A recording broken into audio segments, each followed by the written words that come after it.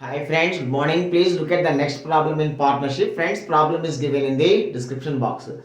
See friends, Anurag and Ravi started a business investing 2000 and 1600 respectively.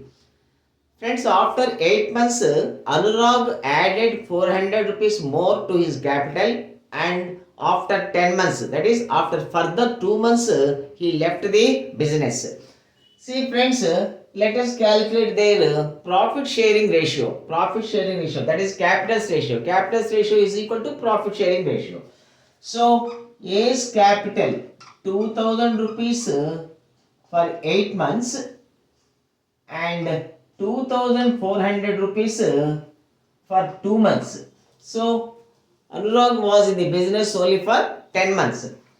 Friends, whereas Ravi was in the business for all the 12 months. So Ravi's capital 12 into 1600. Friends, this is equal to 16,000 plus 4,800. 20,800 by 12 into 1600. Friends, 16 13s.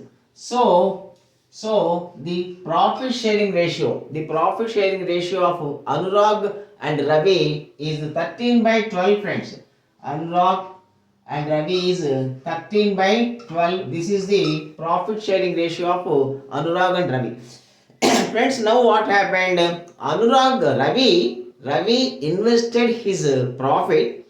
Ravi invested his profit in the compound interest at 20% compound interest for 2 years, and he gets 6,912 rupees after 2 years. See friends, 20% per annum for 2 years, 2 years compounding interest means the effective rate of interest is 20 plus 20 plus 20 into 20 by 100. 20 into 20 by 100, that is equal to 44%. Friends, 44%. 44% interest and 100% principal. So total amount he has to get 144%.